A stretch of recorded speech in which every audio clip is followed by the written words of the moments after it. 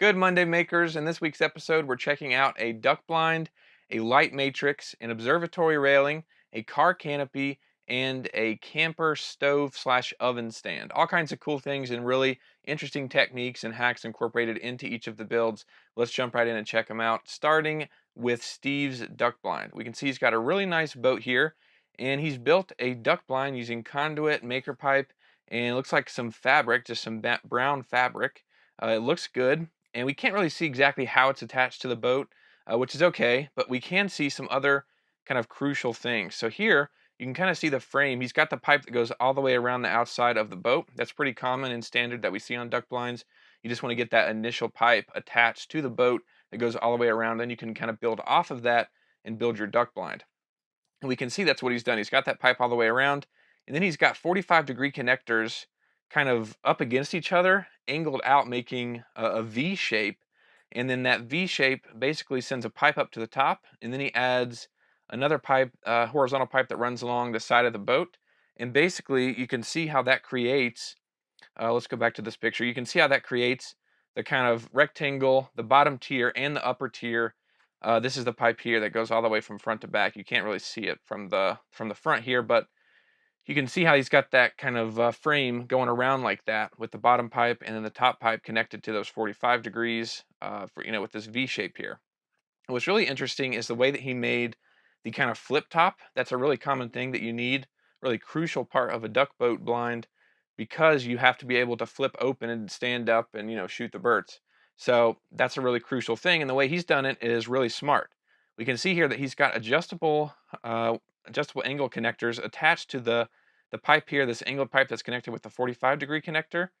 And because he's got that adjustable angle hinge there, even though the fabric is attached to it, can basically just swivel that open and close to create that flip top for the boat blind. So that's super smart, really clever way to use the hinge and create that, flippable top that you need to be able to open and close. So super smart, Steve.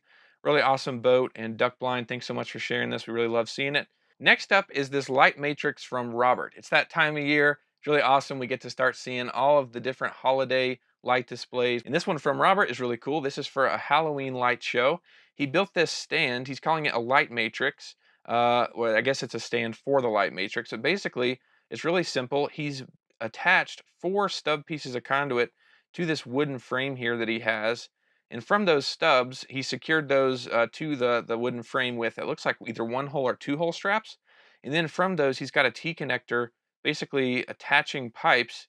On the bottom here, you've got them, on the ground. They go back to this other T connector that connects this long horizontal pipe. And then from the top part of the matrix, he's got an angled T connector going down to this back pipe. Really simple, only a few connectors, but it's a really awesome way to create a stand. And what he's done, he's secured the whole thing to his roof, and it looks awesome. Looks like it's holding up great. It's secured up there on the roof, and it just looks really good.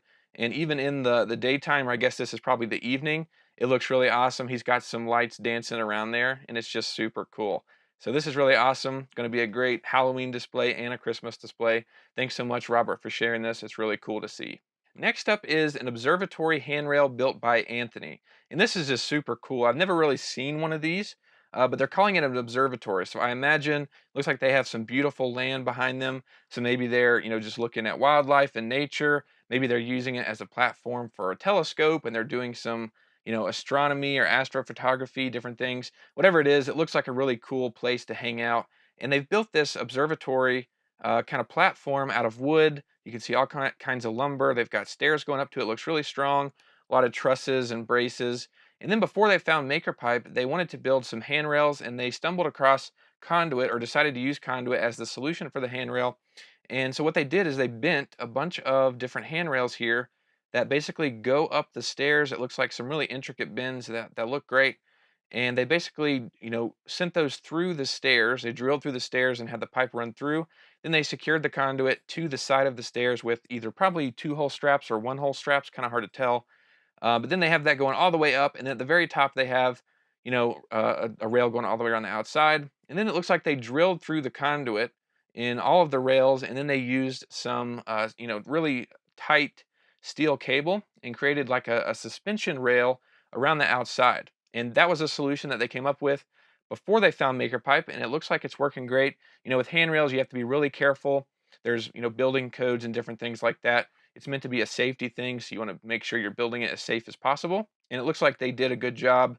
And then they found Maker Pipe, and they wanted to just increase that strength a little bit more. So what they did is basically at the top, between the flat panels that go around the very top platform, they used adjustable angle connectors to basically add a brace from one railing to the other. And looks like a great solution, just another added measure for strength. And there's ways you could even increase the strength here. You could always add self-tapping screws through the connectors and into the conduit. That'd be another way to add some strength to it. But it looks like they did a good job. And it just, again, looks like a really awesome place to hang out. So hope you enjoy it. Thanks so much for sharing, Anthony. Really cool to see.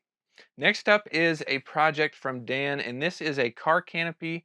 They said they wanted to just have a little bit of protection over top of the car. They live in an area that's not really too worried about snow, so that wasn't really a factor to consider, but they did want to provide some shade to the car and some protection.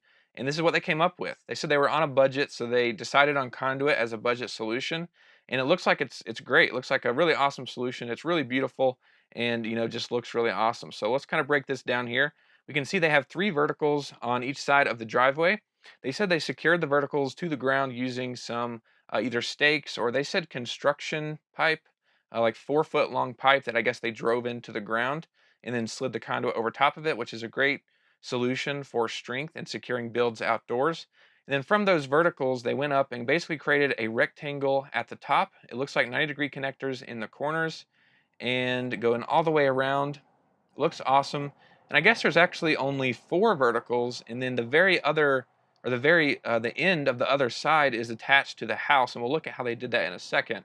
But I guess there's only 4 verticals, and then they have that rectangle at the top, and then they added some cross bracing from one vertical to the opposite side of the vertical using T connectors. I see some couplings in there. I guess they needed to go over 10 foot, so they used the couplings to increase that overall width just a little bit more.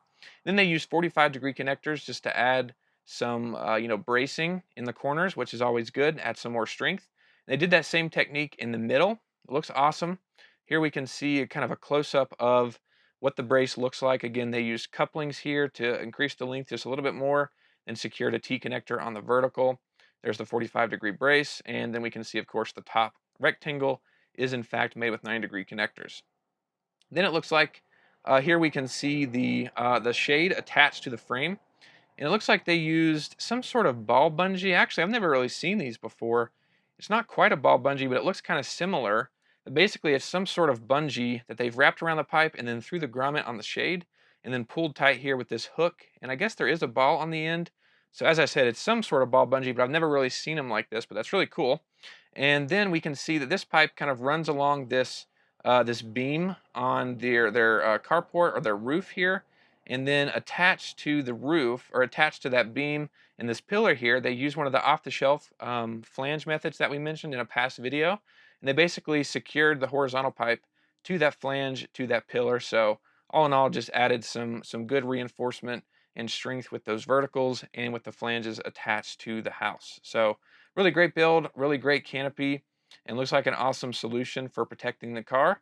Thanks so much for sharing that, Dan. Really great to see. Next up is a project from Billy. He has a great YouTube channel called Northwoods Engineered. I definitely recommend checking it out. He's done all kinds of builds. He's actually making a camper out of a trailer, so it's really cool. He's did a canopy project in the past that had a lot of hacks and cool things incorporated into it. So again, I definitely recommend checking out his channel and his other videos. I'll link his channel down below in the description. But his latest project is the stand to support and kind of secure this stove and oven inside the trailer camper.